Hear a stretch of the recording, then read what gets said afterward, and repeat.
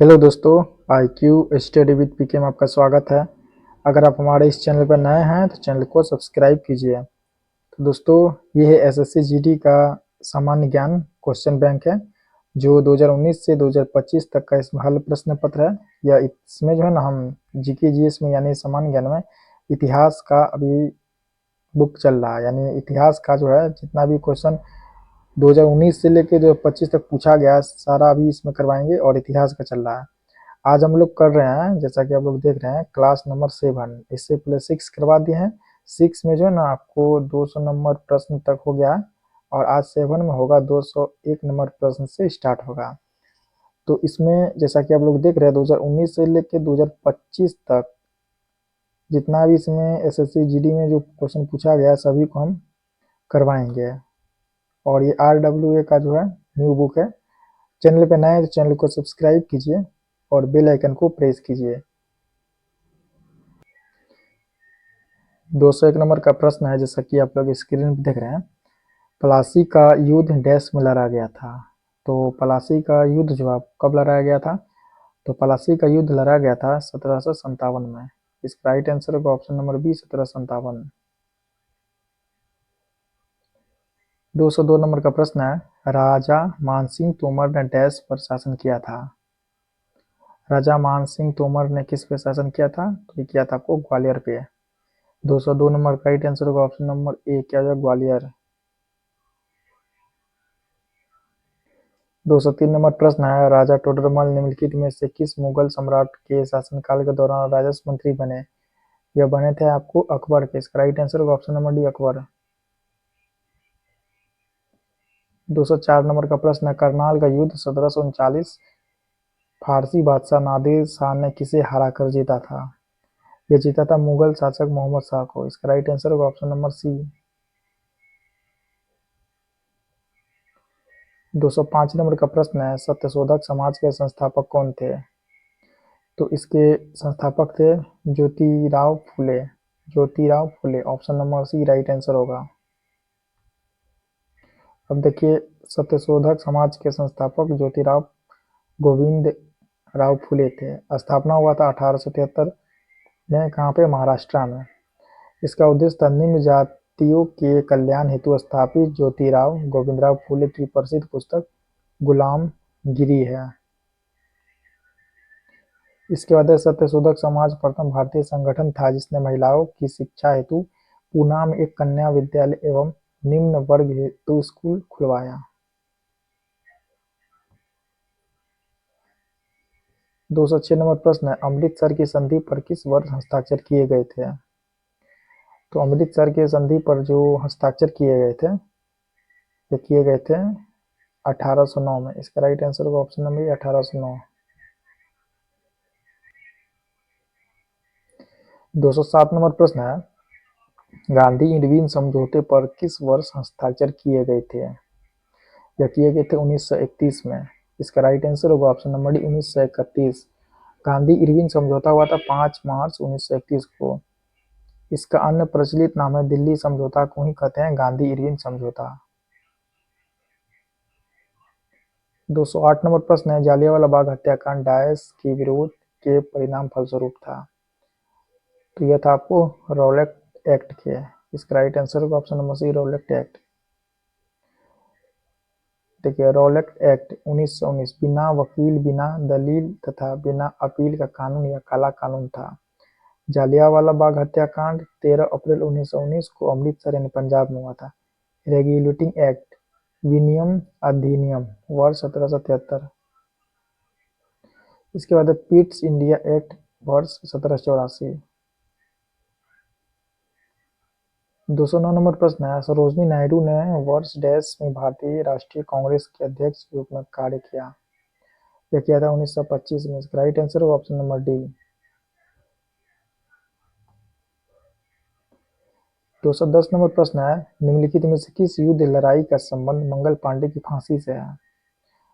यह था आपको 1857 का भारतीय विद्रोह। 210 का राइट आंसर होगा ऑप्शन नंबर बी, 1857 का भारतीय विद्रोह। देखिए, मंगल पांडे से संबंधित महत्वपूर्ण तथ्य, 24वीं रेजिमेंट बैरकपुर के सैनिक 1857 के भारतीय विद्रोह के प्रथम शहीद थे। 211 नंबर का प्रश्न है, निम्नलिखित में से कौन यंग बंगाल आंदोलन से जुड़ा था? तो कौन जुड़ा था? तो यह जुड़ा था आपको हेनरी डेरोजियो। कौन? Henry Derozio. इसका राइट आंसर होगा option number D, Henry Derozio. यह क्वेश्चन जो है एसएससी जीडी के एग्जाम में 21 फरवरी 2024 को शिफ्ट 4 में पूछा गया था। वर्ष 1784 में कलकत्ता में विलियम्स जोन्स ने एस्थेटिक सोसाइटी ऑफ बंगाल की स्थापना की थी। वर्ष 1854 में वुड घोषणा पत्र भारतीय शिक्षा का मैग्ना कार्टा पारित हुआ था। इसके बाद है 212 नंबर का प्रश्न है, साइमन कमीशन डैश में भारत आया।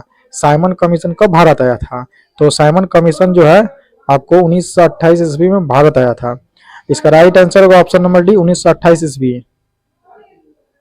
अब देखिए यहाँ पे साइमन कमीशन की नियुक्ति 8 नवंबर 1927 को हुई थी। साइमन कमीशन भारत आया 3 फरवरी 1928 को।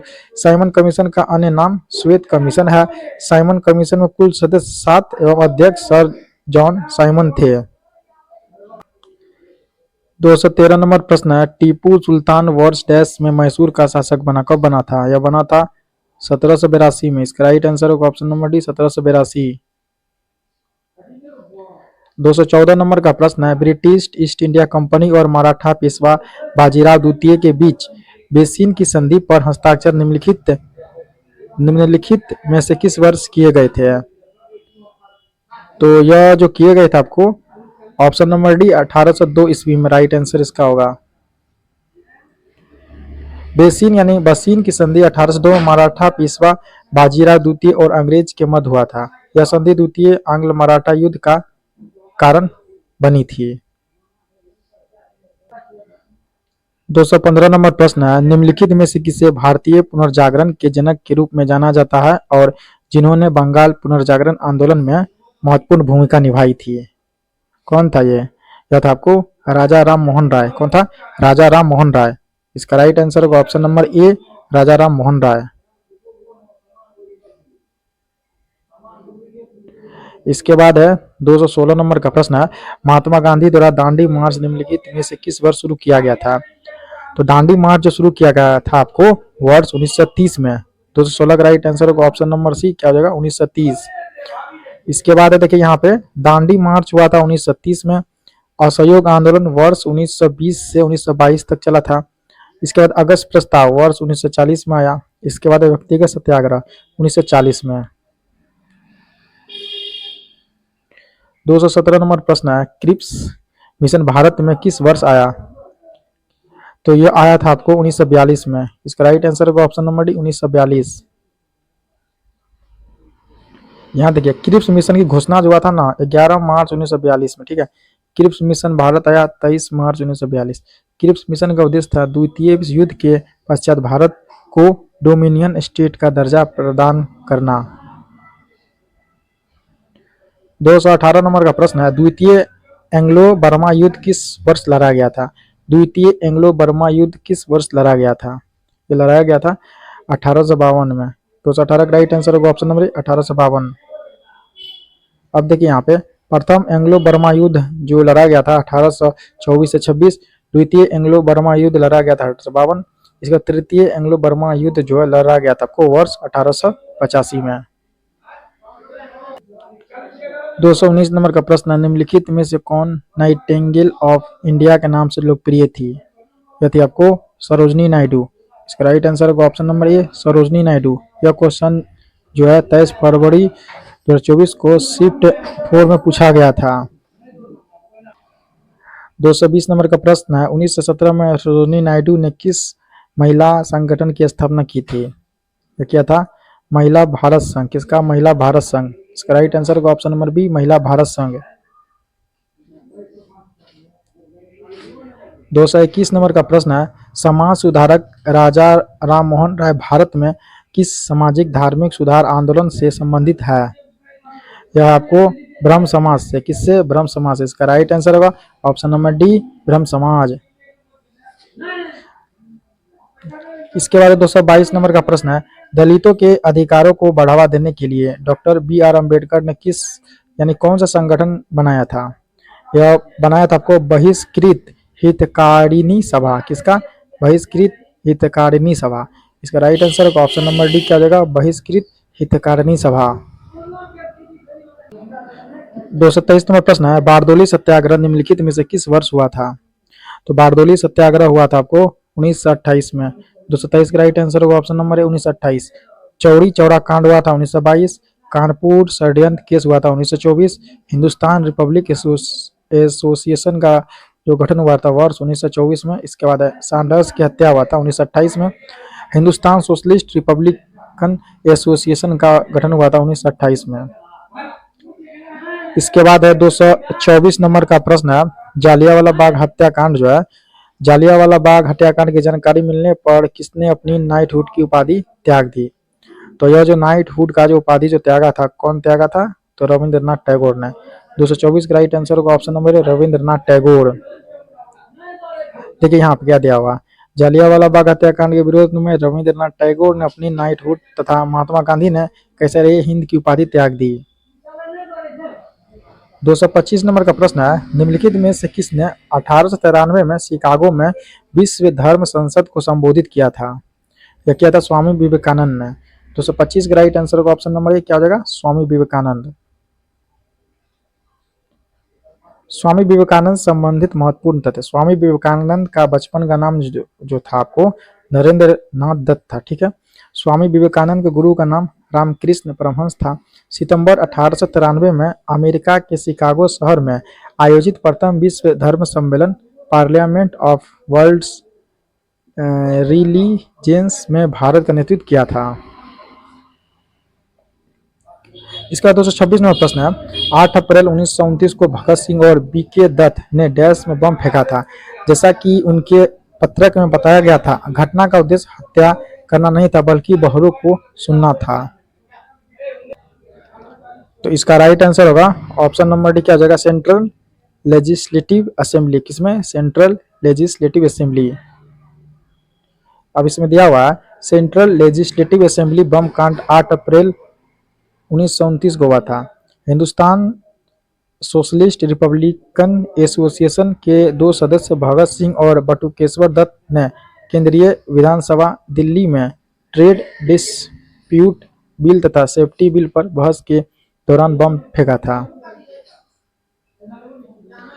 227 नंबर का प्रश्न है, भारत के तत्कालीन वायसराय 1876 से 80 में शासित लॉर्ड लिटन द्वारा प्रस्तावित इस अधिनियम का उद्देश्य स्थानीय प्रेस को ब्रिटिश नीतियों की आलोचना व्यक्त करने से रोकना था, विशेष रूप से उस विरोध को जो दूसरे डैश यानी 1878-80 की शुरुआत के साथ बढ़ गया था। तो इसका आंसर होगा आंग्ल अफगान युद्ध। ठीक है, क्या बढ़ा था? आंग्ल अफगान युद्ध। 228 नंबर का प्रश्न है, लॉर्ड हार्डिंग की हत्या का प्रयास किस क्रांतिकारी नेता ने किया था? यह क्या था? रास बिहारी बोस। किसने किया था? रास बिहारी बोस। इसका राइट आंसर होगा ऑप्शन नंबर सी रास बिहारी बोस। इसके बाद दिल्ली षड्यंत्र केस 23 दिसंबर 1912। क्रांतिकारियों ने रास बिहारी बोस व सचिंद्रनाथ सान्याल के नेतृत्व में बसंत विश्वास, अमीर चंद, अवध बिहारी तथा बाल मुकुंद ने तत्कालीन वायसराय लॉर्ड हार्डिंग द्वितीय पर बम फेंकने यानी उनकी हत्या की घटना को दिल्ली में अंजाम दिया था। 229 नंबर का प्रश्न, 1919 के रॉबर्ट एक्ट ने ब्रिटिश औपनिवेशिक सरकार को भारतीयों को बिना मुकदमा चलाए गिरफ्तार करने और हिरासत में लेने की शक्ति प्रदान की। उस समय भारत का ब्रिटिश वायसराय निम्नलिखित में से कौन था? तो उस समय जो है ना लॉर्ड चेम्सफोर्ड था। कौन था? Lord Chelmsford. इसका राइट आंसर होगा option number D Lord Chelmsford. इसके बाद है 230 नंबर का प्रश्न है, भारत में वर्नाक्यूलर प्रेस अधिनियम किस वर्ष पारित किया गया था? भारत में वर्नाक्यूलर प्रेस अधिनियम किस वर्ष पारित किया गया था? यह किया गया था 1878 में। इसका राइट आंसर होगा option number C 1878। Vernacular press अधिनियम वर्ष 1878 में लिटन के कार्यकाल में पारित हुआ था। वर्नाक्यूलर प्रेस अधिनियम वर्ष 1882 में रिपन के कार्यकाल में रद्द हुआ था।